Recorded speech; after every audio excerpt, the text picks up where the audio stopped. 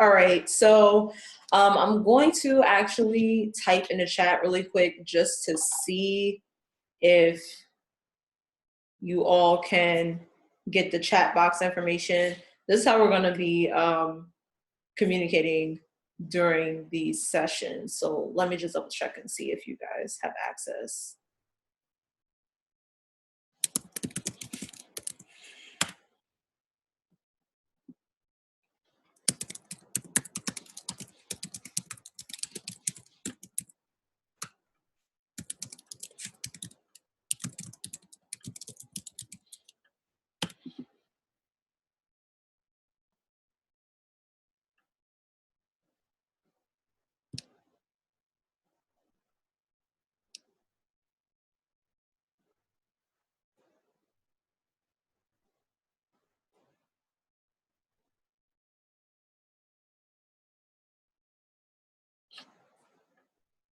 Okay, Tillman, so yes, we do have a laid out agenda for tomorrow. I can send that to you if you want that specifically. I'm going to see how much content we touch on today because like I said, it's more so going to be Q&A, and then if I don't have enough questions, then we are going to get started on information for tomorrow. Hi V, how are you? Thank you so much for joining. V, if you see, the chat box is here, and this is how we're going to be communicating for tonight until I'm done with the first part of the presentation. Then I'm going to open it up so everyone will be able to actually speak. So make sure that you're on mute so we're not all jumbled over each other and talking over each other. All right.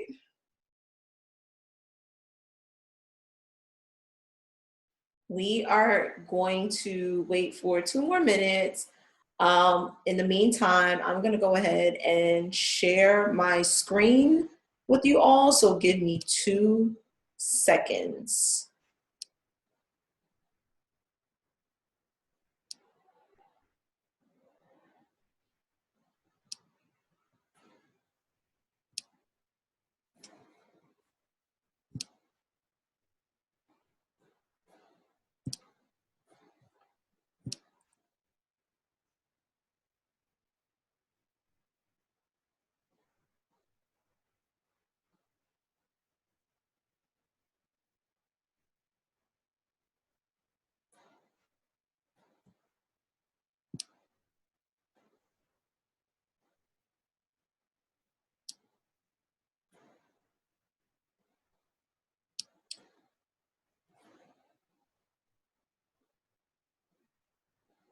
All right, cool.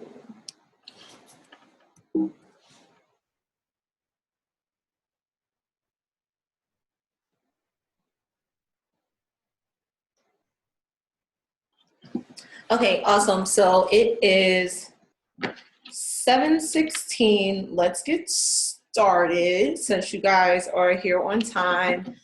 Super, super, super excited to have you all. If by any chance there are any type of technical difficulties or anything, the chat box, when I go into presentation mode, it is not available for me to see, unfortunately. So just shoot me a text if you are having any issues in terms of seeing me or hearing me.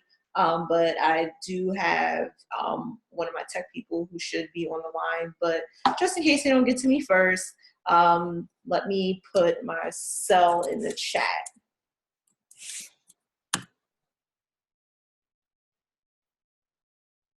So you all can see. All right, now let's get started. So today, this is our very first short-term rental bootcamp. So I just want to say I'm like super excited for this. We have a few clients who we have done kind of property management for, a few clients who I have consulted before, but this is the first time that I was actually like, okay, let's go ahead and offer this on a big platform.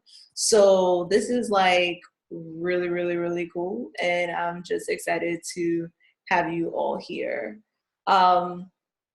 So let's get straight into it. So the big thing everybody wants to know is who the hell am I and why should you listen to me? Um, so for today's bootcamp, I'm just gonna get into a little bit in terms of what I've done already with short-term rentals and why in the hell should you listen to me. And then for those of you who don't know, I'm very unconventional in terms of my presentations. So please don't take anything I say to heart. I say a lot of things like hell, damn, and all the above. So if it offends you, I apologize in advance, but that's just the way I talk. So that's me. That's little Queen Sheba. I am the youngest of 5 children. So all the expectations and everything that my older brothers and sisters did not do pretty much fell on my lap.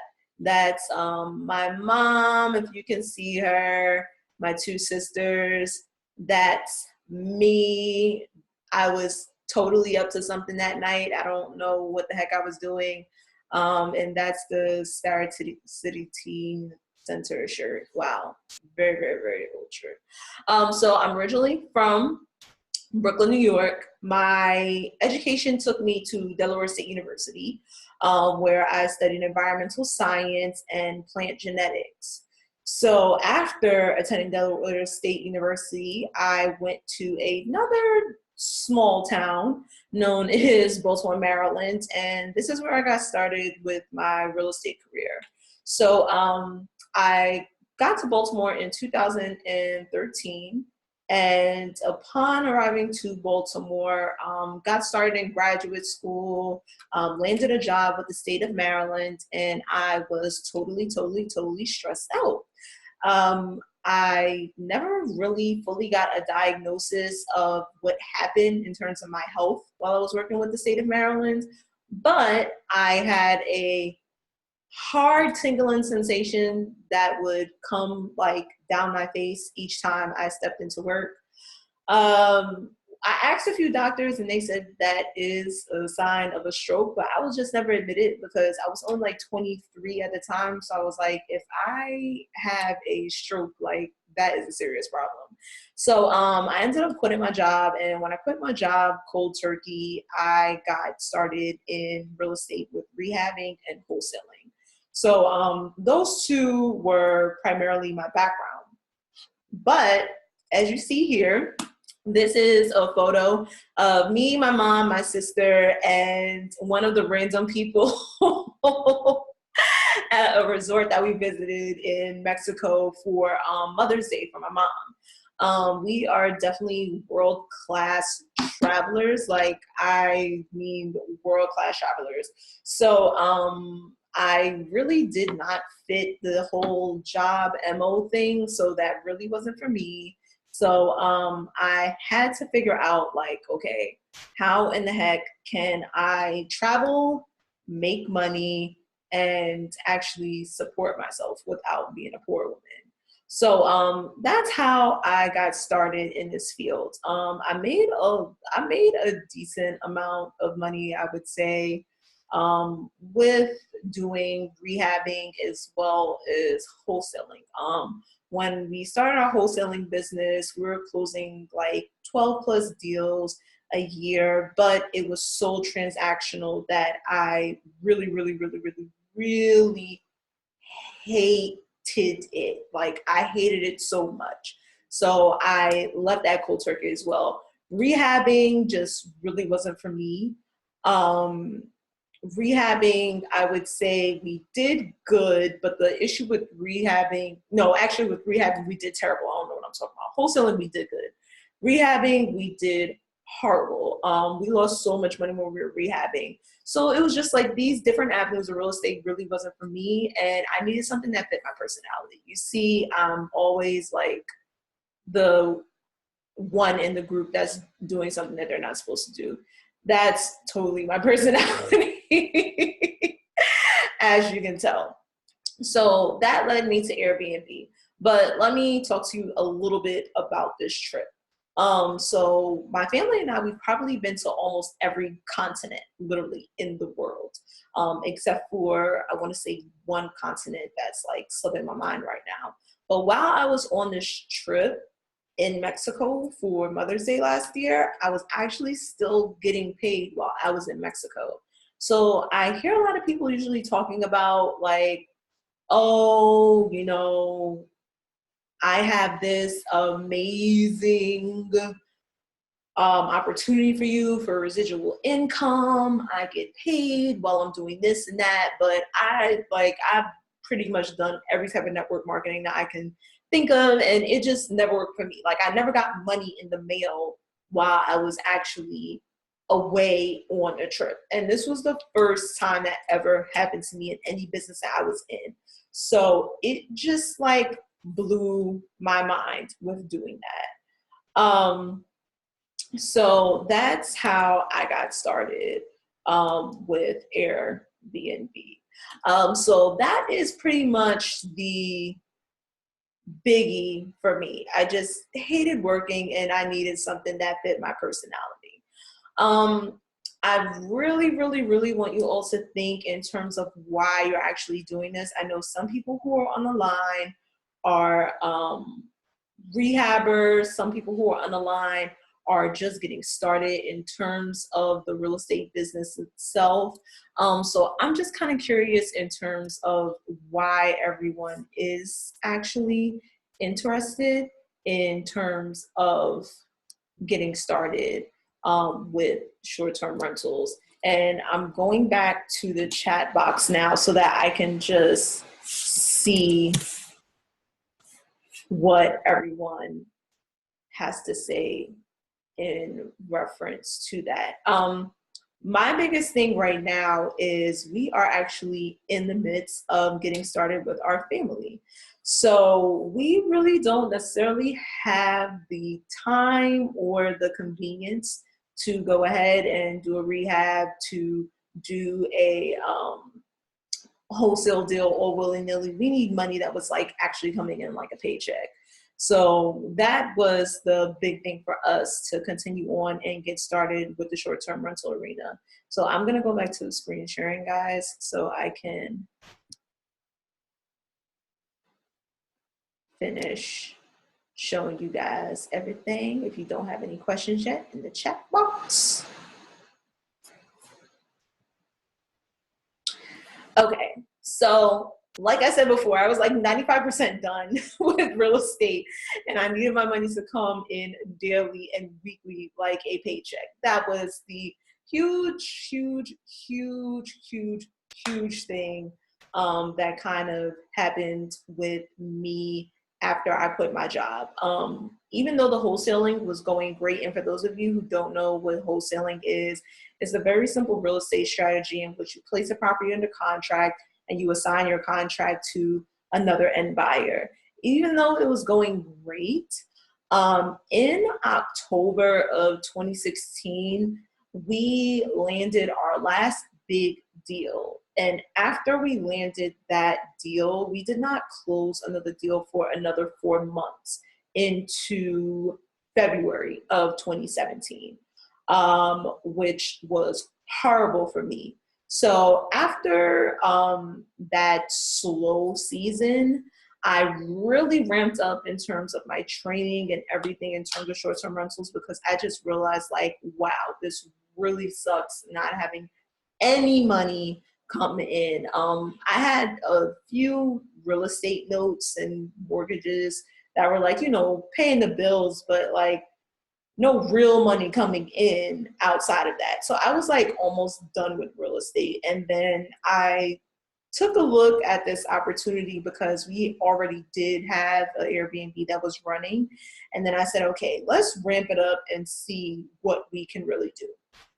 So I got training and I got started ASAP, which is what you guys are here for today. So round of applause yet again. I am super, super, super excited. And guys, like I said, please take advantage of today and actually asking a whole bunch of questions so that I can add any information inside of the training for tomorrow that I need to go ahead and add. But if we don't have enough questions to fill up everything for today, then I am going to get started on the training material for tomorrow. So that's just a little throw in there. But I got training and I got started ASAP. Even after I got training, the biggest thing with training, and I think any real estate entrepreneur that is like on the line can definitely attest to this.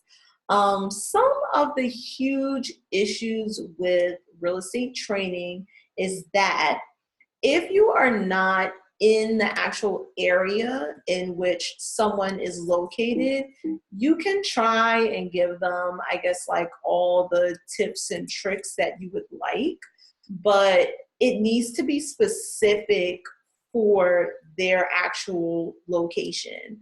So, like, for instance, in Baltimore, Maryland, the actual real estate market is totally different than I think from any other market in the area.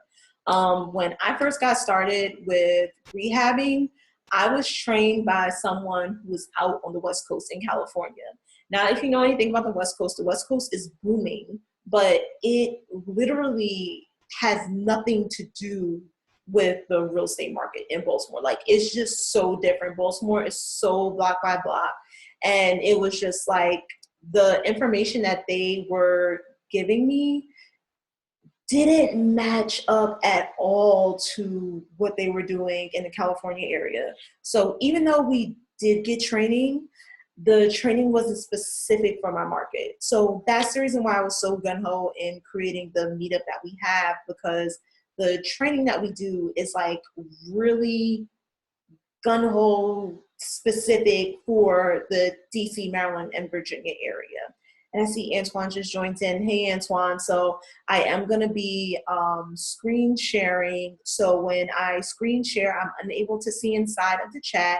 So if there is anything in particular, if you have like a burning question, you can go ahead and shoot me a text message. I'll put my phone number inside the chat and we can get to it. So let me get back to the screen share really quick so we can keep on going. And if we don't have any questions that pop up, then we're going to get into some of the training material for tomorrow.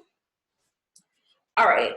So like I said, I got that training like they told me to. Everyone always talks about get your training, but we still got off to a rocky start. If any brave soul inside of the chat can point out what the hell is wrong with the picture to the right, this is my second, I would say, short-term rental. This is the short-term rental that we got started really for the purposes of like doing it as a business. So this is after we got started with our training. This is one of the rooms in a 4-bedroom, 2-bathroom house that I was leasing roughly about 2 blocks away from Johns Hopkins Hospital, which is an awesome area. So if anyone is in the Baltimore, Maryland area, I'm going to be speaking about the different anchors that really attract people to a neighborhood. And one of them is a major hospital within that area. Specifically a hospital where people have some type of overnight surgeries or interns or doctors who have to come into the area and need to stay local. Also patients who have to stay local as well. So that's just a hint into something that we're going to be talking about a little later. But, you know, we just brought all this crap to go inside of it. And our quality compared to the other short-term rentals, as you see here, was extremely sucky. So if you can point out some things that was wrong, I have a prize for you. If you can point out what's wrong with this picture and why we didn't do as good as we thought we did. The house was renovated beautifully, but I'm gonna see if anyone inside of the chat can tell me what the hell is wrong with this picture. Thank you, Phyllis. It looks like a group overall. Thank you, Marissa, for being honest. It's totally fine. It lacks personality. It's very mental institutional type. And we thought we were doing our thing. You know, we went to IKEA, got all of our supplies and all that jazz, spent probably about $3,000 to $4,000 in terms of doing the setup. Yes, $3,000 to $4,000, and Marissa said it looks like a group home room, and it does. Um, Thank you. The bed does not look comfortable. That is like the major key. The bed looks so flat, and we thought that we were just gonna run in the gate and charge like $40 a night for this room, which sounds, you know, like $40 a night. Okay, that's not a bad thing. But then you have to realize you are competing with other hosts who are within that neighborhood who have a way better quality than we did. So we have this group home looking bedroom, and we're attempting to charge $40 a night when we have someone who is a couple of doors down next to us, and they have a quality mattress, plush bed, they have everything that needs to be inside of there, and they're charging $40 a night as well. So who are you gonna go with? Are you gonna go with our place that looks pretty much like the basic of the basic? Or are you gonna go with someone who has a way better feng shui? So good job, guys. Phyllis, you get a prize for answering first. All right, so let's go back into the screen sharing. Thank you, guys.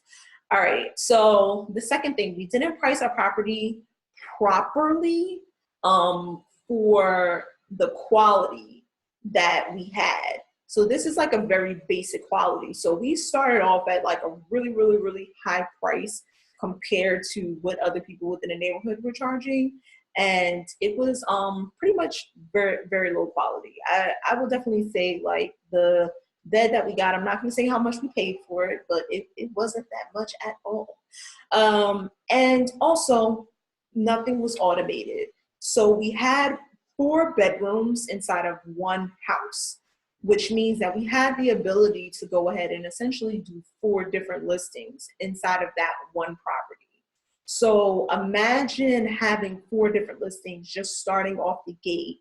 Nothing was automated. We were doing our own cleanings. It was just a really, really, really, really rocky, horrible start. So we got that training. So we knew the fundamental basics, but still the automation part, we just totally lacked. And that was a big thing that kicked our asses when we first got started. After that, we learned a bit, but still had a few more mistakes before getting together. Don't talk about me too much, but this is the infamous roof leak that I always talk about that really got me on my P's and Q's in terms of what to have inside of our leases and contracts, which I'm going to share with everybody during tomorrow's training. So you are going to receive an email that's going to have the leases, addendums, contracts, everything that I use when I actually speak with landlords. So a big thing that I learned is to have inside the addendum specific for what could possibly happen inside of your location. So like, let's say for instance, in Baltimore, Maryland, there are a lot of homeowners who do unauthorized renovations. And if anyone knows what I'm talking about, you could put an amen inside of the chat. In Baltimore, Maryland, there are a lot of people who do unauthorized types of renovations or rehabs. And when you don't have an inspection done, unfortunately, there are a lot of things that can slip through the cracks. And this just so happened to be one of them. So there was an issue with the way that the HVAC system was placed inside the building. No fault to the owner. It was really the people who did the HVAC system who really screwed him over. And they placed it on the roof, and the way that they did it, it allowed for water to seep into the building. So this was like a really huge headache for us because we had water that actually leaked onto several of our guests' clothes and all their personal effects and belongings. And I'm going to show you how packed my calendar was for this listing during this time.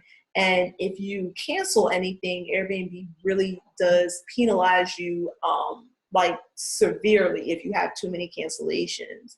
So these are some of the things that we had to kind of maneuver around. And I don't know how you maneuver around a big ass hole in the top of the ceiling, but I'm going to show you how we finessed it. But some way, somehow, we still ended up getting a great review. This was the person who stayed inside of that room, and we still got a good review for them. So it's all about hospitality. I'm telling you, if we did not have the skill set that we have, the customer service that we have, we would have been in a heap of trouble with a hole being in front of somebody's room door. I don't know how we got out of that one, but from there, we just pretty much learned a couple of lessons in terms of the do's and the don'ts when it comes to the short-term rental business. So I am going to see if anyone has any questions. And if you guys don't have any questions yet, then we are actually going to get into some of the content that I'm going to be speaking about tomorrow. Now, I am going to go over it again tomorrow, but this just gives you a chance to sit on some of the content and then come back with any questions that you have in reference to short-term rentals. So let's go ahead and get into it. Hold on one second. All right.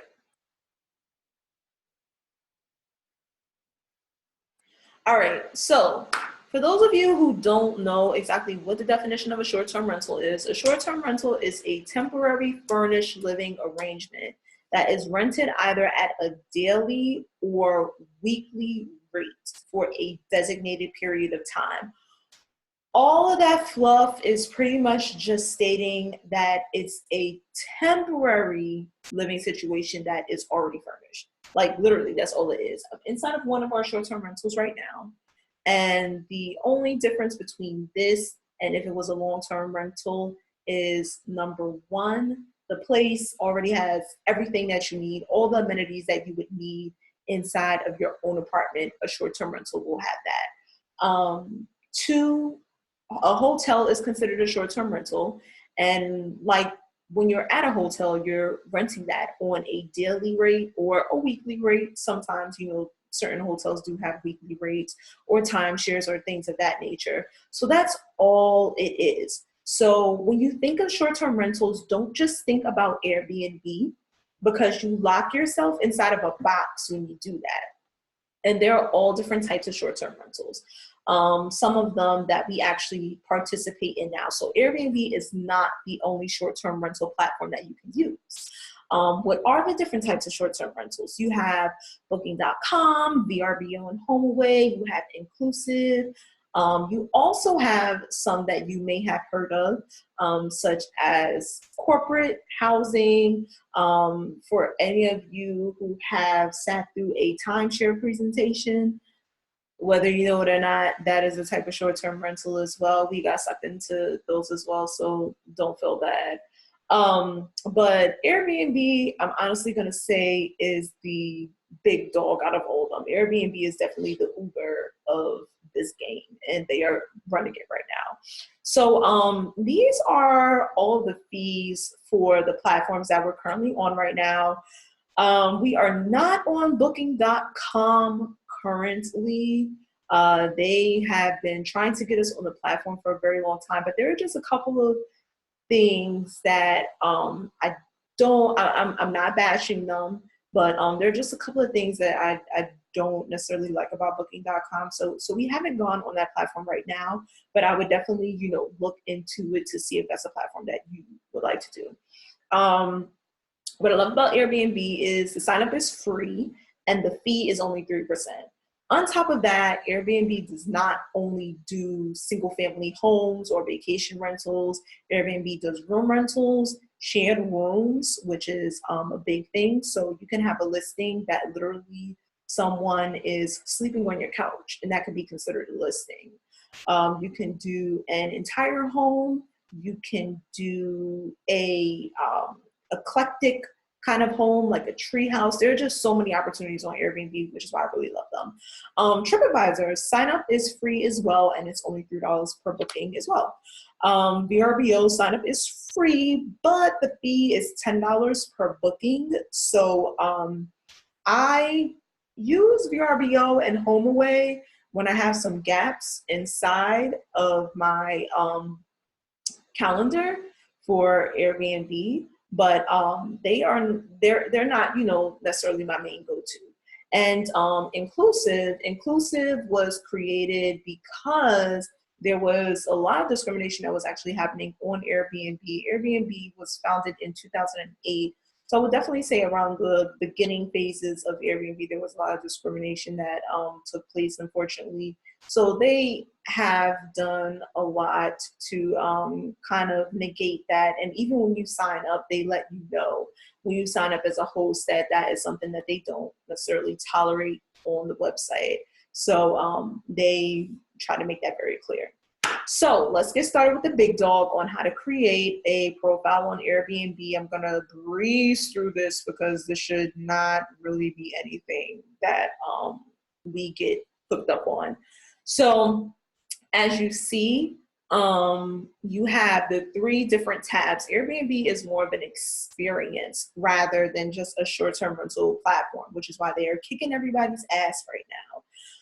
So you can either explore the different types of rentals that they have available on a nightly basis. They also have experiences. I've seen anything from salsa dancing to rock climbing to climbing up the mountain and on the Hollywood Trail. And now they're offering restaurants as well. Airbnb Plus is something new that the CEO of Airbnb, Brian, rolled out last week. If any of you saw the Facebook Live, he killed it. He did a really good job. So this is for homes that have like a specific type of architecture or just something unique about them. So let's say if you have like a boat home, or if you have the world's biggest beer collection, or if you are a interior designer and you just deck the place out ridiculously. Airbnb Plus would be a platform for you to get your home highlighted and for you also to fairly be compensated in terms of the pricing that you're getting for the home. There is an inspection fee that they do charge for Airbnb Plus, which is $149. And the $149 covers the Airbnb team to come out and actually inspect your property and just make sure, everything is on the up and up. They currently do not offer Airbnb Plus in the DMV area. It's only in 13 cities worldwide right now, and they are going to be expanding very soon. But that's just something to look out for. For our business model, we more than likely are not going to be looking to go down the route of Airbnb Plus because our model is really, providing a place for travelers to stay at a economical price. So, when you actually go to this tab up here on the upper right-hand corner to either become a host or to sign up, they're going to ask you to sign up with Facebook, Google, or sign up with your email address. I definitely advise for you to sign up with your email address. Reason being is that you don't really want anything hooked up to like your Facebook or your Google account. Another big thing is that like I've had several profiles actually on Airbnb. So you just want something that's going to be flexible. I really do suggest, I usually tell all my students this. I actually created a email account with one of my students not too long ago. Definitely go ahead and get a separate email address that's specifically going to be dedicated to short-term rentals. So if you have a actual account with Airbnb right now, just go ahead and switch out the email address if you don't necessarily want to cancel your whole account, or just go ahead and create a whole new profile and have an email address that's just dedicated to your short-term rentals. So not just on Airbnb, but on TripAdvisor, on Booking.com, on any other platform that you're on. And that's because if you're doing this as a business, you don't want all these different profiles or all these different emails coming in for all different other types of business. I just saw your question. You said, can we add our listing to all three categories, home, experience, and restaurant? Unfortunately not. Unfortunately, we can only, for our listings, we can only add them to the home section. The CEO actually did update the different categories that you can list your home under, but as of right now, we can only list under the home section. Also, another thing to note is that in the DMV area, we currently do not have any experiences. So like the salsa dancing and the rock climbing and all that stuff that they have in a couple of other locations. Right now, it's definitely not in Maryland. I am really hoping that they are going to be expanding that very soon, because I think the DMV area definitely has a lot to offer in terms of experiences. So that's really a good question. So let's keep on going. So this is everything that they asked for. Not too much. Email address, first name, last name, create a password, your birthday. They're not asking for your firstborn or anything like that. It's just very simple sign up. So I'm gonna go through this video real quick just to like wrap this whole thing up for you all in terms of actually creating the profile.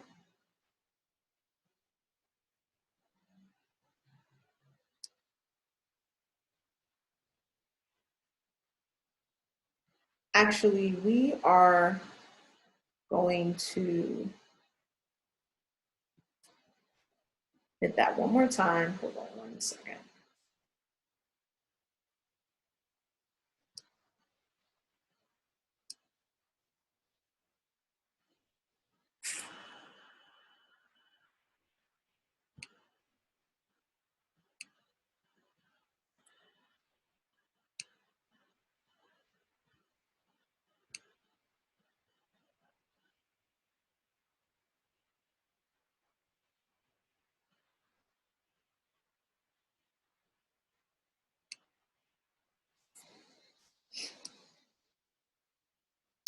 All right, here we go. So this video is just like walking through the steps really quick. I know it sounds very basic, but unfortunately, I have had some people who were unable to create a profile by themselves. So just, if it's too slow for you, just give it a second, and we're about to get into the meat of some of the information. All right, so. All right. So like I said, you go ahead, sign up with the email, do all the information. So once you actually sign up with your email address, you are going to get a confirmation email that comes into you. You do have to go ahead and confirm that email before you can actually move forward in terms of everything else. In order for you to host, you don't have to verify your identification and everything else like you have to do when you are attempting to book a property on Airbnb. But as a host, you don't have to do all that, which is kind of a good thing for some people. That's my birthday, just in case anybody cares, if you want to send me flowers next year. All right. So this is what I was talking about in terms of them attempting to stop the discrimination. So I agree to treat everyone in the Airbnb community, regardless of their race, religion, national origin, and ethnicity, skin color, disability, sex, gender identity, sexual orientation, age, blah, blah, blah, blah, blah, blah, blah. This is all the stuff that they have to put on there now, because inclusive really came in and kind of like got on them, because they created a whole short-term rental platform because they were discriminating against people. So the next 4 steps: add a profile picture. This sounds very simple, but I will tell you that a lot of people, for some reason, think that it's okay to not have a profile photo. For those of you who have Facebook accounts, I don't know if you would ever add anyone on your friends list who does not have a profile photo, but I know I won't. And I typically don't even accept guests who don't have profile photos. So that's a big thing. Your telephone number, that does need to be confirmed as well, because that's how you have your guests get in contact with you. Like I said, once you do that, then they'll send you a confirmation email, and then you'll just go ahead and get rocking it and rolling from there. Don't sync your contacts with Airbnb. Don't do that. Just don't do that. I'm gonna say it again. Don't do that. This is what it's actually going to look like. I'm going to pull up the email that I actually received from them, because this was just like a dummy account that I was just creating to show you all how to actually get started on your profile. So hold on, give it 1 second to pull that up. All right. So this is how the email is going to come in.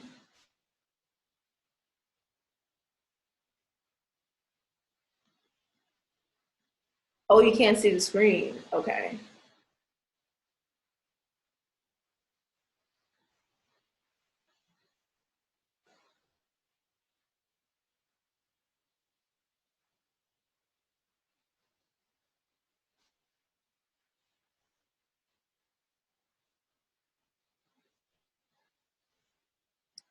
Okay, hold on 1 second. Thank you all for letting me know.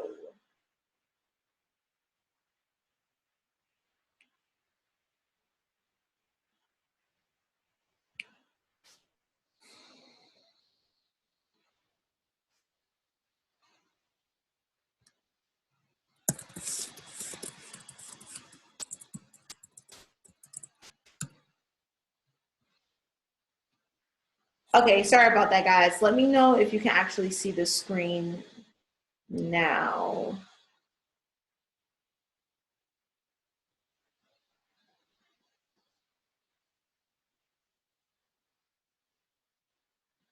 Screen.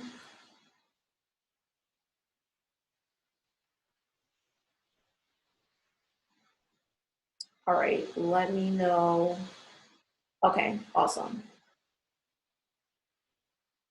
Okay, great. Sorry about that. So you didn't miss anything. I set it back to where I was at. So pretty much I was just showing you what the confirmation email actually looks like when you're confirmed to go ahead and set your profile up on Airbnb. So now, once you're confirmed, it's going to take you to this page here, and this is going to be your actual account settings page. So if it for some reason does not take you to that page, when you go onto the website, all you have to do is click on your photo on the upper right hand corner and go into account setting. And this is the page where you're going to edit all of your information on your actual profile, your phone number, if you wanted to change the actual profile picture that you had, if you wanted to change your email address, references. I never really put that. It's no reason to do that. But then also this is where you can go ahead and sign up to become a host. So that's the bulk of it. Very, very, very simple. Get started with this tonight. But once again, like I said, make sure that you actually create a separate email address. Do not do your email address that you already have associated with either your personal Airbnb profile. Do not use an email address that you have for any other real estate ventures. You want this to be totally separate, because you're going to have a lot of inquiries. You're going to have a lot of back and forth conversations, a lot of emails that come in. I will actually go ahead, if I can, and I'll just show you really quickly, actually, my email account, which has so many freaking emails from just different conversations and things that I have. I don't have a problem with showing you guys. And let me know if it doesn't come through, since the screen share wants to act crazy. But I just created this email probably maybe about a year ago, and I already have like 2,000 emails, and I try to delete as much as possible. But hold on, I'm gonna let it load really quickly. These are all okay, so it is 7:59 p.m. These are all the emails that I've just gotten in one day from everyone. So just so many different emails that are just going to come in that are just going to be dedicated to short-term rentals. So just make sure that you are going ahead and getting that separate email account. All right. And let's go back to the presentation. I am leaving the chat again, guys. Hold on 1 second.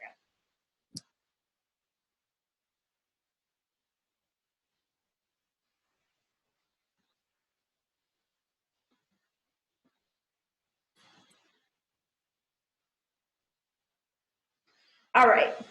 So let's go into the exciting stuff. So we have a few more minutes. I'm not gonna go over the time that I promised for today. I promised today was only gonna be an hour, but these are some of the juicy details that we can get into tonight that you can actually get started on today. And I know you guys are gonna have dozens of questions for me tomorrow in reference to this. So let me just make sure that everyone can actually see the presentation. Again, let me just get a thumbs up or get a everything is okay inside of the chat box, and then we'll continue on, because this is where the important stuff gets rolling. All right, awesome. Thank you, Antoine. Thank you, Tillman. I don't know where those accents just came from. All right, so how do I find a property to list? So all that jazz is good in terms of creating a profile, but when you create a profile, you are going to need something to place on there. So how do you actually find a property? Whether or not you're purchasing or leasing a property, which for us, we do both. But I would definitely say that leasing a property, you're able to scale way faster as opposed to purchasing a property. But when you purchase a property, there are the pros of actual ownership. So either one. But research is so important when you're actually in the process of either leasing or purchasing a property. And I'm going to show you how we actually do our research in the next few slides. What are those, guys? Those are anchors. Those are Anchors, anchors, anchors, anchors, anchors. And the reason why I have like 10 different pretty anchors on there is because that signifies what we look for inside of the areas that we go to. So we look for anchors inside of a neighborhood. Now I'm going to explain what the hell an anchor is when it comes to a short-term rental, what I'm talking about. So 2 or more of these following anchors make an ideal short-term rental. Now, my homework for you tonight is to create a spreadsheet based on the neighborhoods that you are going to research. And I'm going to show you how that spreadsheet should actually look like. Just a simple spreadsheet, or you can write it down inside of a notebook if you want to, but I definitely suggest a spreadsheet. It's just way easier if you need to go back onto it. Most of the spreadsheets that we use are like right on our phones. So I definitely recommend going ahead and doing a spreadsheet instead of writing it down manually. So the first one, major hospitals. I just spoke about why major hospitals were so important. If someone missed it, I will lightly go over it again.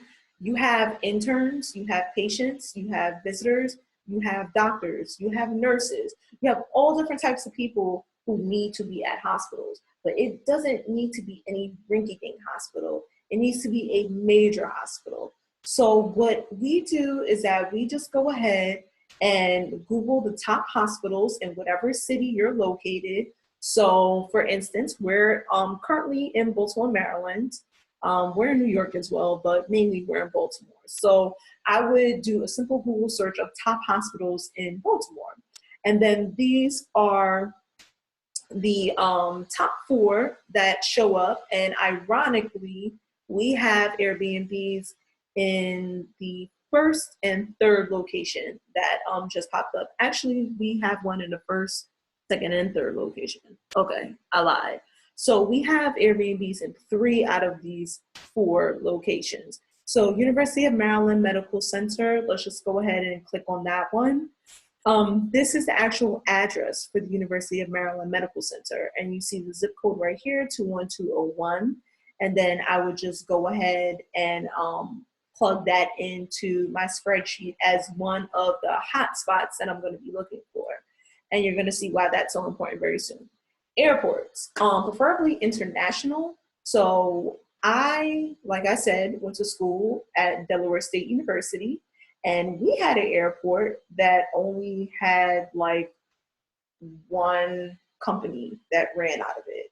That's not the type of airport that I'm talking about. I'm talking about like JFK, Baltimore, Washington International, like something big. Don't pick like a flight carrier airport or something like that. Something that's international. So that's fairly easy. If you're going into a city that you don't necessarily know, all you have to do is put in your city and the airport and see if it's international or not.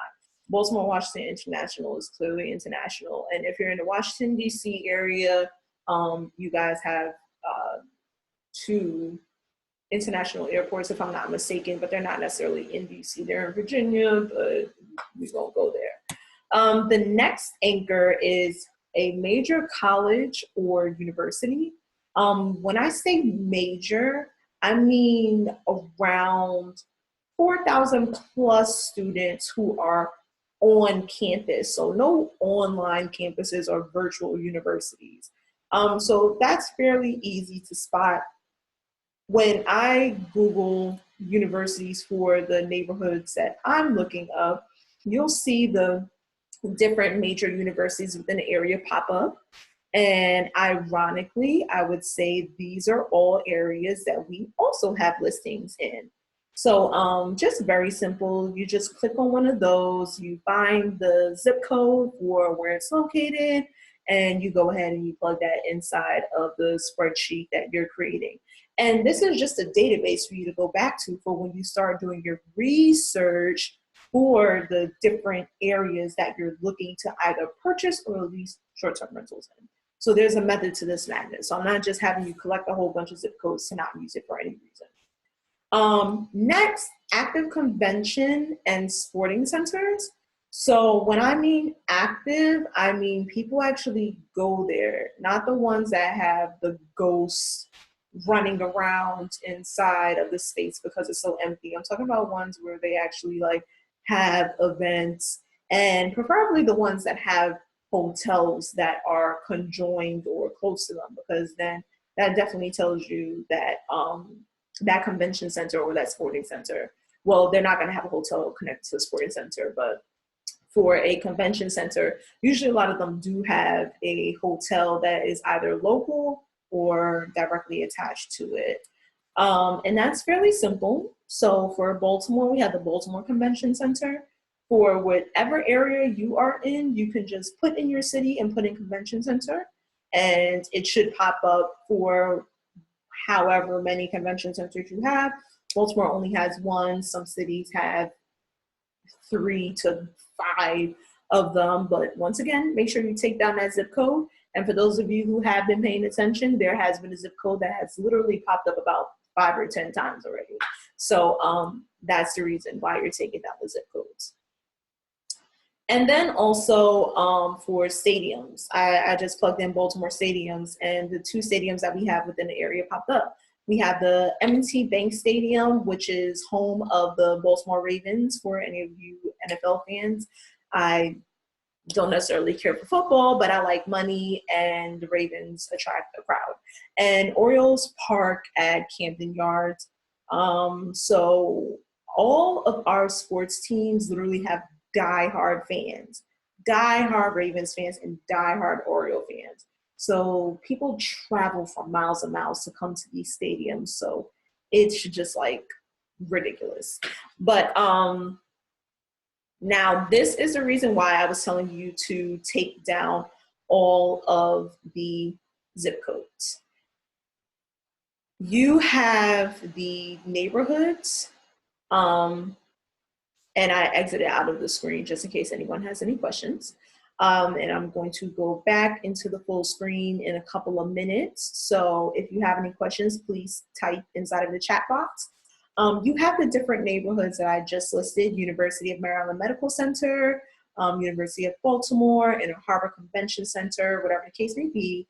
And then I listed the zip code right next to it. Now, as you see, I have a pattern of zip codes that continuously popped up in 21201. 21201 in Baltimore, Maryland just happens to be our Inner Harbor area, and that also happens to be one of the main booming places where they have literally a hospital, a university, a convention center, sporting center, and it's roughly about 15 to 20 minutes away from the airport. How close do you need to be to the anchors? In my honest opinion, if you are in a busy city area like Baltimore, I would definitely say within a mile, possibly a mile and a half, maybe. If you are, let's say you are looking at an airport to be one of your anchors, then that's a little different, because if you're directly next to an airport, there aren't too many people that I know that live like right next to the airport. So that, like rural areas, you can be like around, 2+ miles away. But for anything that's within like a metropolitan city, I definitely would say 1 to 2 miles. Because when someone, let's say, for instance, looks up one of these places, and that's a really great question, I'm glad you asked that, Tillman. If anyone is looking up one of these listings on a website, let's say like Airbnb, what they're going to do is they're just going to plug in the address or whatever the location is that they need to go to. So I'm going to use something very, very simple. This is the address for Johns Hopkins Hospital. And the reason why I'm putting this in is because I actually know this address by heart. So let's go ahead and plug that in once it starts. So the address for Johns Hopkins Hospital is 1800 Orleans Street. It's very, very, very simple.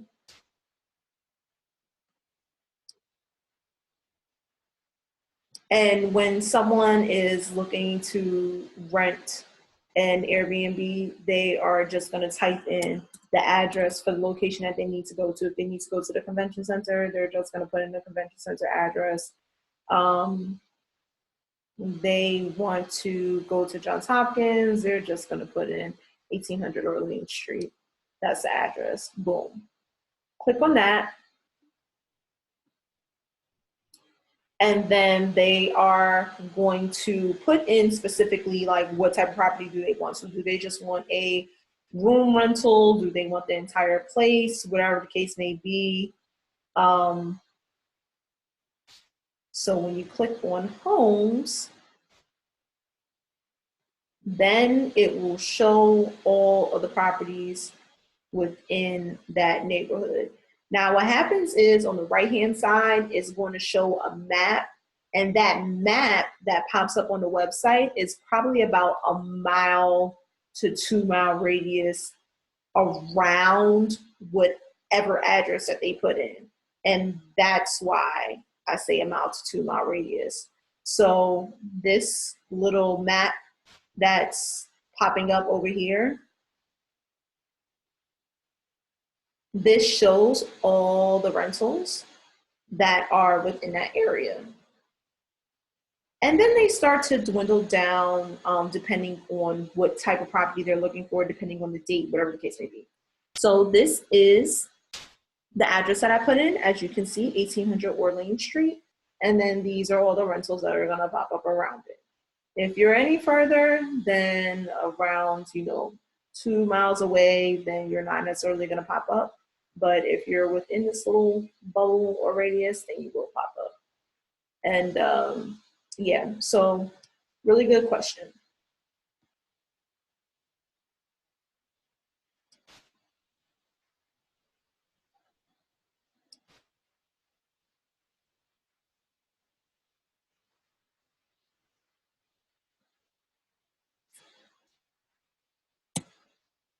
All right, so after you go ahead and you get that spreadsheet together, what the hell do you do now with all of these zip codes? So what you're going to do with these zip codes is you are now going to get started on your search for properties based on the research that you did. I am going to quickly get into how I search for my lease properties. So these are properties that we're actually leasing from current owners. And from there, we're going to take any questions that you have. This is going to actually give you some homework to do for tonight so that you can actually look for some properties and use these anchors as a tool in order for you to find some ideal short-term rentals within the areas that you're looking for. Now, just because I didn't necessarily note something as an anchor doesn't necessarily mean that it doesn't attract a lot of people from within the area, but these are the ones that have pretty much guaranteed that we stay at an 80 to 90% occupancy. So these are the ones that I suggest. You do have other anchors such as, let's say, vacation destinations. If you are in the area that we are in, you don't necessarily have vacation destination. But if you're in like Orlando, Florida, and you have a Disney World or something like that, that can definitely be an anchor. So just because it's not listed on there doesn't necessarily mean that it's not an anchor, but these are the ones that are specific for the East Coast in the area that we're in. So let's get to it. Searching for a property to lease. So different ways that we search for properties that we actually lease is on Zillow, Craigslist. We still do driving for dollars, and I'm just going to show you how it's a little different. Failure to pays and referrals, ironically. We get a lot of referrals from real estate agents, from just posting what we do on social media, from property managers, etc. So that is like one of the key ways that we actually referrals has been really, really, really, really, really a key way that I've gotten a lot of my listings, actually, now that I think about it. But let's go on to Zillow. So when you go on to Zillow, from that spreadsheet that I gave you, one of the universities on here, Morgan State University, has a zip code 21251. Now, this is something that you need to be on the lookout for when you do look up areas by zip codes. For Morgan State University, 21251 is a zip code literally Morgan State University just pulled out of their ass. They just made it up. No one else lives there. It is just a Morgan State University zip code. And you see that it's a Morgan State University zip code because, number one, when you search for it on Zillow, you're going to search under the For Rent tab. And when you do that, literally no listings pop up. That's an indication that, you know, the university just created that zip code just for the university, which does happen at times. So just be very careful about that. If anyone is in the DC area, MGM also did that as well. To my knowledge, they have a separate zip code from the rest of the Oxon Hill area that they're in that's just specific for MGM. So that's just something to, you know, be cognizant about. So I just wanted to give you a game about that. So when you go onto Zillow.com, what you're going to do is you're going to go to the rent tab. When you go to the rent tab, that is when you are going to put in the zip code that you're looking for. So let's start off with 21201. So we had a bunch of listings that popped up for 20201. Another thing that I want you to look out for is listings that are in huge apartment complexes with big time property managers. Those are not going to be the ones that you want to go after. My motto is I try to get as close to the owner of a property as possible. I don't want any type of middleman between me and the owner, because when I talk and I give them my spiel, I know I can speak about what we are doing inside of this place better than anybody else. And I can really relay the value that I am going to bring them by being a renter to them better than some agent or some property manager. And a lot of times when they hear from someone else, it sounds so complex, which is really not, to the point where they're just like, forget it, I don't want to hear it anymore. So you can tell that this is actually an apartment complex because it says 4+ floor plans available, if you see that at the bottom.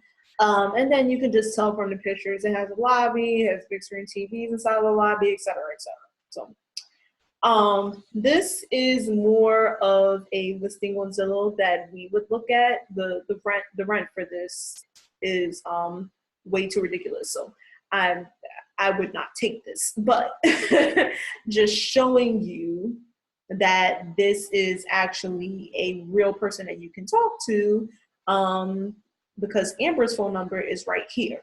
It does not show a realtor is involved either. Realtors are another thing that, unless you personally know that realtor, you do not want a realtor to speak for you in terms of short-term rentals. Realtors are good for referrals for clients that they personally have, not for them to search for properties on the MLS for you and try to bring them back to you. And it just never works. If they have personal clients who have properties that they want to rent, that's different, because the real estate agent has already built that rapport with that person. And then more than likely they would allow for you to possibly speak with that person and let them know what you're attempting to do inside of the property. So that's totally, totally, totally, totally different. Let me just check inside of the chat box to see if you all have any questions as far in terms of using the Zillow method. Looks like we are all good. If you have any questions, make sure that you bring them up now. If everything is all good to go, I am going to keep on going for a few more moments. All right. Awesome. Marissa, stop jumping the gun. I'm about to talk about that in a second. All right. This is how we search for our properties on Craigslist. So on Craigslist, we go to the housing section for whatever city you're going to be in. So for us, yet again, we're in Baltimore mainly. So and just go inside the housing area, look for apartments slash housing. Then when you go there, you plug in the zip code or the zip codes that you have on the spreadsheet. And that's how you're going to do your search on Craigslist if you're looking for properties to actually lease. When you are on Craigslist, just make sure the same rule applies. Make sure that you're actually getting properties that are from homeowners, and you can definitely tell the difference between a property that is listed by a homeowner and not by, like a property management company like this one on the right hand right here.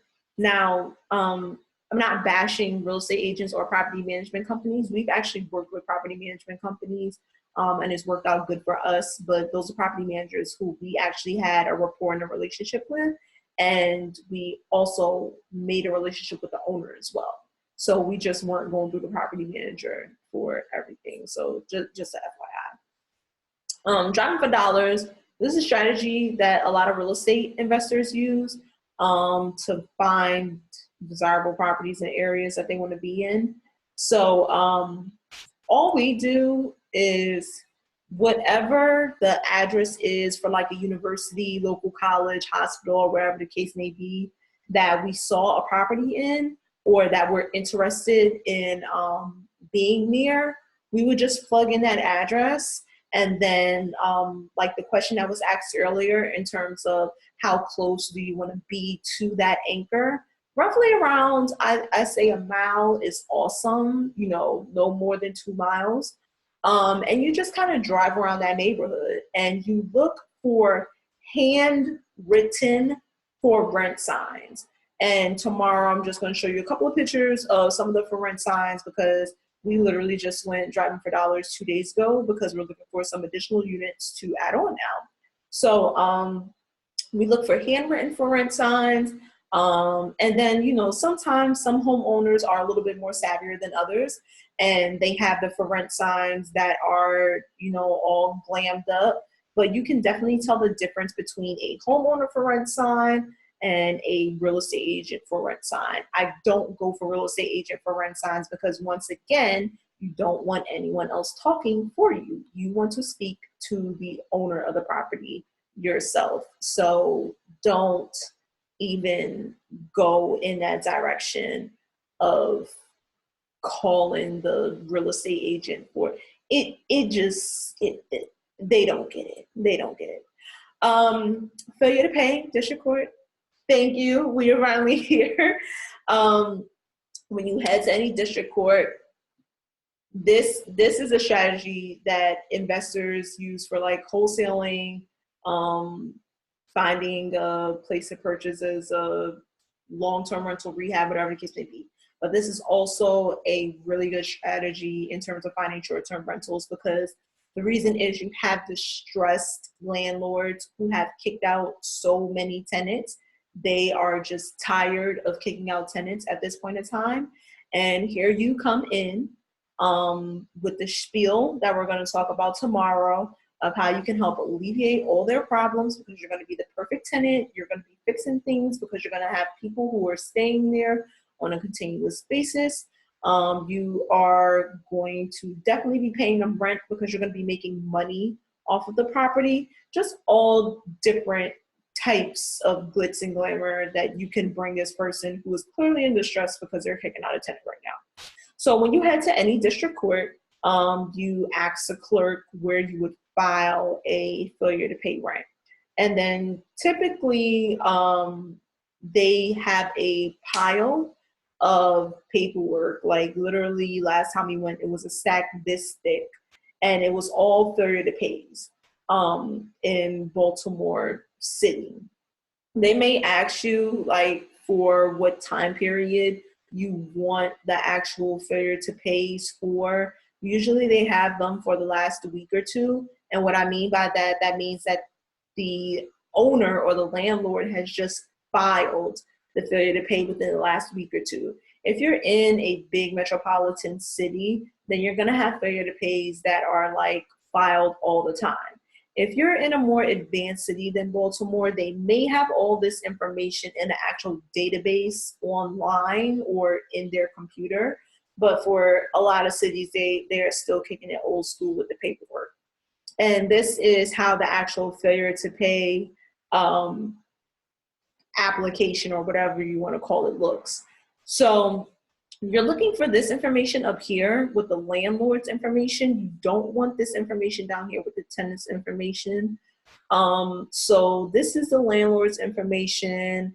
And right here, again, it will list what the property's information is, so the address and everything.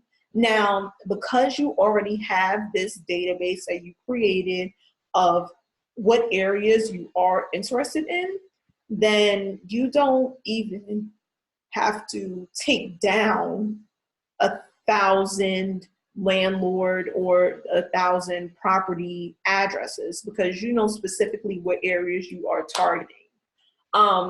Make sure that you have all the zip codes of interest. So just because University of Maryland Medical Center, I'll use that as an example again, just because University of Maryland Medical Center is located in the 21201 zip code doesn't mean you're just going to be looking for 21201.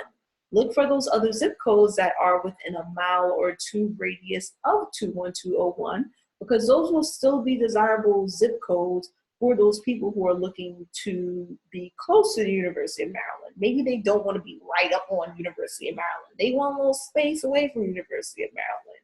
So make sure you get all of the zip codes that are also, you know, surrounding the area, but safe zip codes. You don't want anything and, you know, shoot them up, chitty chitty bang bang. And this is where the landlord's information is going to be, or the owner of the property, or the property manager. Now, also, this shows the address of the property of interest. If by any chance you see any of this information on the failure to pays is typed, meaning that it looks like it's typed by like a typewriter or it's been typed on the computer, then you don't want those. And reason being is that that more than likely means that there is either a real estate agent, property management, or it's like a huge apartment complex. So you typically don't want any of those. You want the handwritten looking applications, and that means that either the owner did it physically themselves, or they may have a property manager, but it's not like on a huge, you know, large scale to the point where you can't get in contact with that owner. And down here too, like typically they don't sign if it's like a large property management company or anything like that. I am going to stop here because this should be enough information for you guys to do some research tonight. Target price range that you should look at.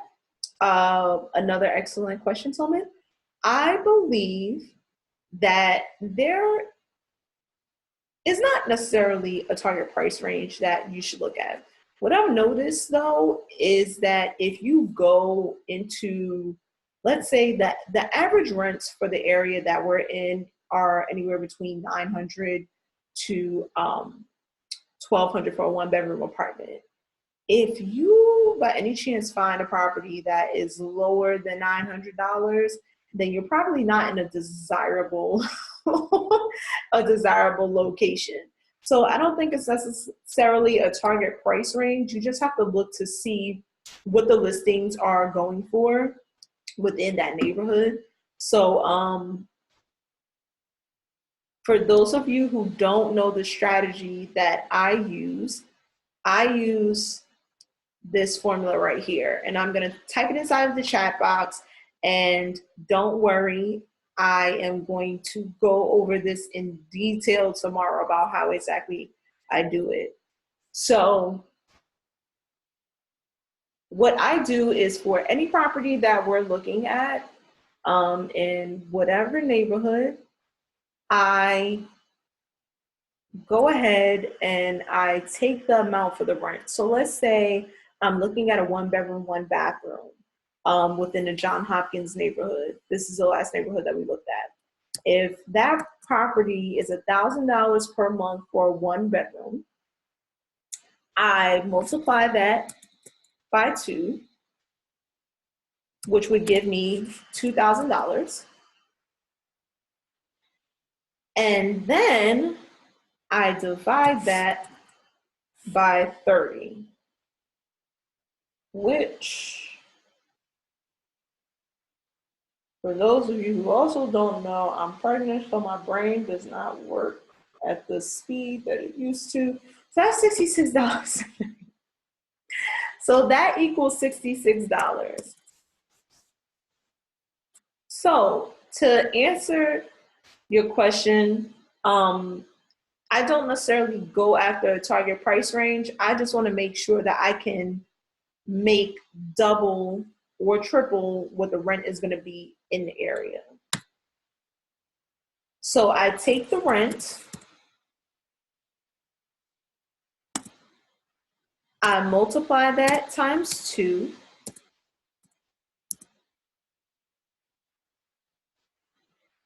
and I divide whatever number I get by 30. And that number should equal what I can charge per night.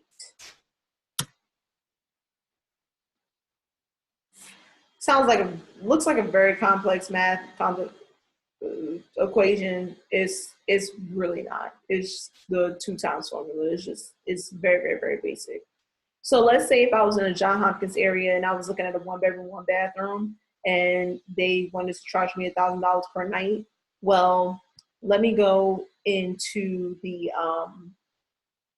home types and look up how much the 1 bedroom, 1 bathrooms are going for within this neighborhood. I honestly don't think they're going for $66 over by Hopkins, but let's just take a look and see what they are doing.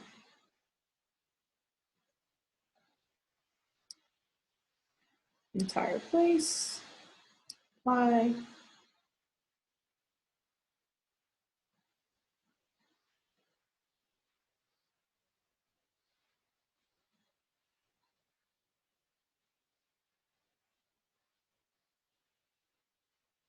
Okay, so when you see properties that go for more than what you calculated, you know you have a great property.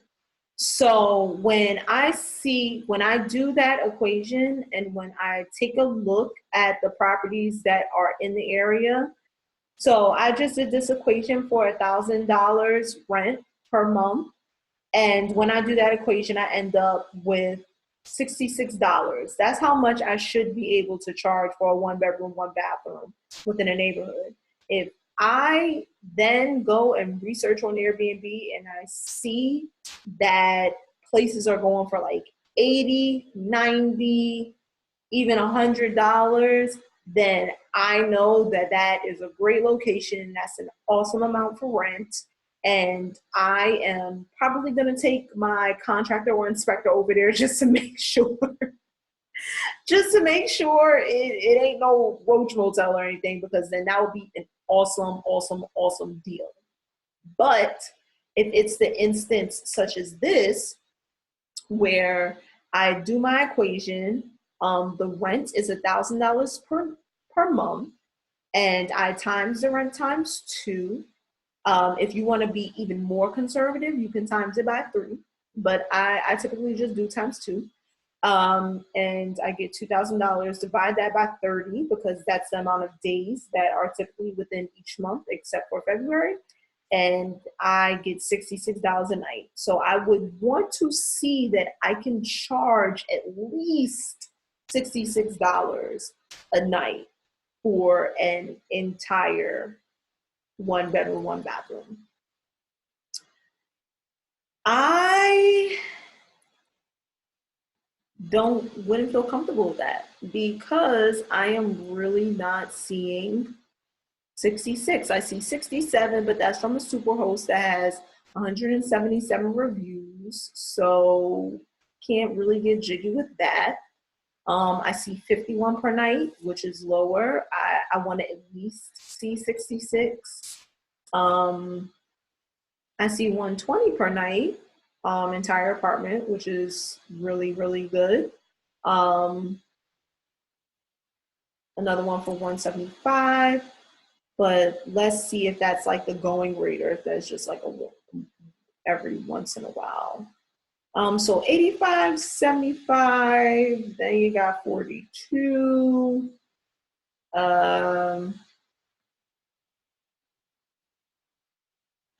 Yeah, then you have a 4-bedroom for 70. So if you're following me, you would see a 1-bedroom, 1-bathroom within that neighborhood paying $1,000 would be too high. It just isn't gonna work over here. So that's how we pretty much figure out whether or not the rent is gonna be too high or not within a neighborhood. Now, let's pick another neighborhood actually that I just researched recently. This is a neighborhood that is by BWI Airport. Now, I'll show you how if you had $1,000 in rent in that neighborhood, then you better jump on that like ASAP. Hold on one second. Let me pull this up really, really quick.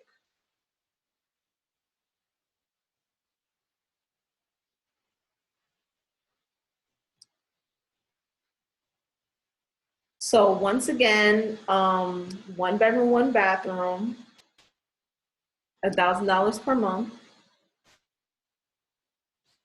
You want to see that you can charge at least $66 per night based on the equation that we just did.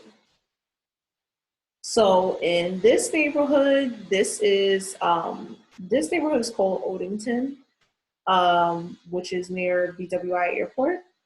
And as you see, you can definitely charge at least $66 per night. Now, also be mindful, this place has 5 bedrooms and they're charging $95 per night base price. So that's going to be different from yours if you have a 1-bedroom, 1-bathroom.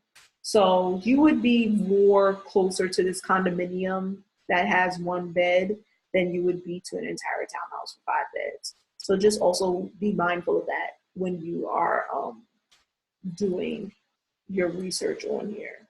Condominium, boom, from $69 per night, hit it right on the head. And this is a new person. So you're not even competing with someone who has like a whole bunch of listings. This is someone who's new and they have a price like that. Basement suite, it's in a basement. So you probably would definitely have to charge way less when something's inside of a basement or in an undesirable location. But you kind of get the gist of what I'm saying.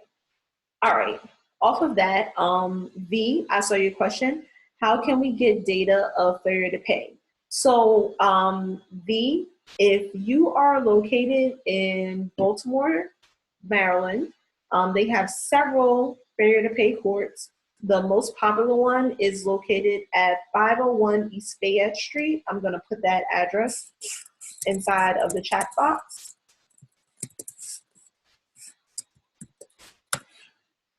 So at 501 East Fayette Street, you literally go onto the bottom floor and you ask the clerk to see the failure to pays for the month or for the week or whichever ones they have available. They are going to ask to see your state ID or your driver's license or whatever you have. You just give it to them and then you take all the papers and you are copying the addresses. So there is no actual database that you can search for online, like how you can search on Zillow, how you can search on Craigslist, and all those other platforms in order to find the failure to pays. You actually have to go into the courthouse in order to search for failure to pays and physically take down the property address as well as the owner of the property's address. Address and telephone number. Now, the reason why this is an awesome strategy, I'm going to tell you right now. Not so many people are going to go inside of a courthouse and actually take down someone's information. So you're already ahead of the crowd when it comes to that. The second thing is most of the properties that you are going to get leads on from the failure to pay office, they are not listed online. So these properties are not listed on Zillow or Craigslist or the MLS or all these other different platforms. So you're not going to be in competition with 1,000 other people compared to how you will be in competition with regular renters, with people coming from out of state, with just a whole bunch of different types of renters who are going to be in the area. And also, for the failure to pay, you have an owner or a landlord who is in distress. So they would rather rent to someone who is going to guarantee that their rent is going to be paid as opposed to, going with a regular renter. Because especially in the DMV area, to get someone out if they don't pay rent can be a huge headache. Yeah, sure, no worries. To get someone out can be a huge headache. So I definitely recommend failure to pay. That is how I got my first short-term rental, was from calling the failure to pay list, and it ended up being a property manager who answered. So not all property managers are bad, but she just was a little bit more open-minded than most property managers.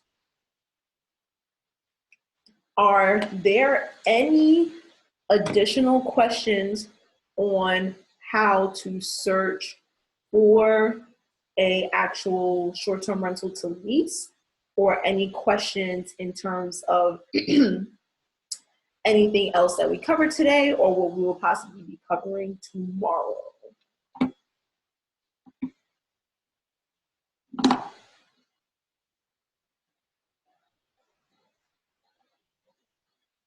Don't be shy, guys.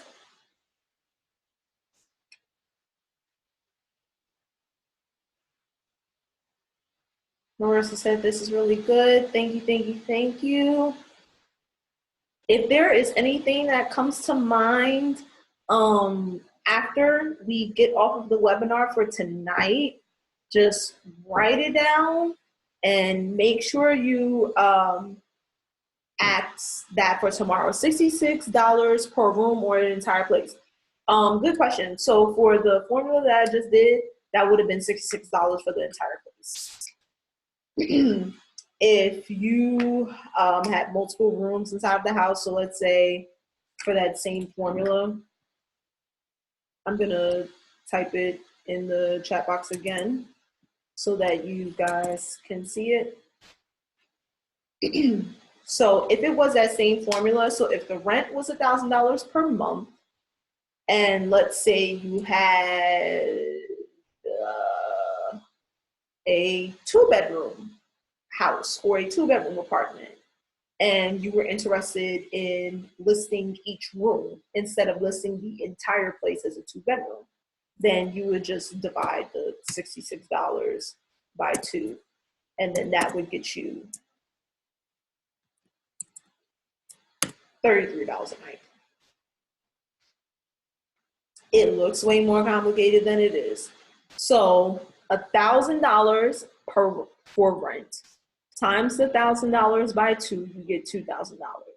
The reason why you're multiplying the rent times 2 is because you want to make sure that you are able to cover bills and also make profit, which is why if you are a super conservative person, you can times it by 2, 3, 4, 5, 6, whatever you want to times it by. I times it by 2, and you get 2,000.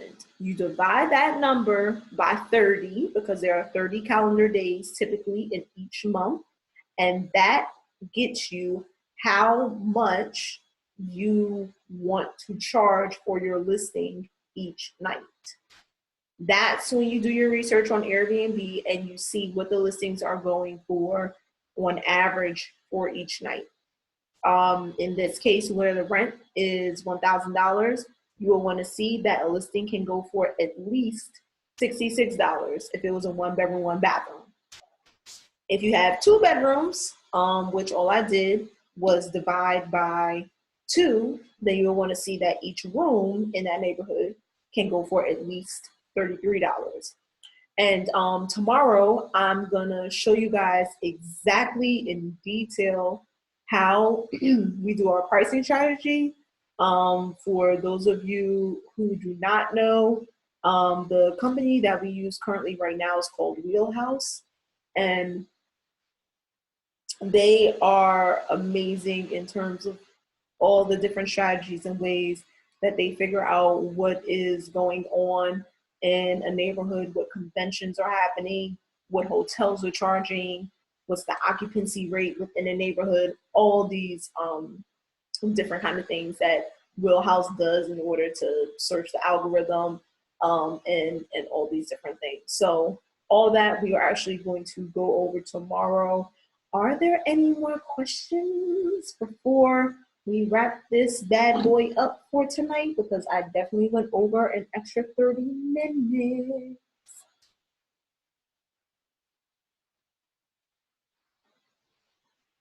Okay, cool. So I am going to assume that we are all good to go for this evening.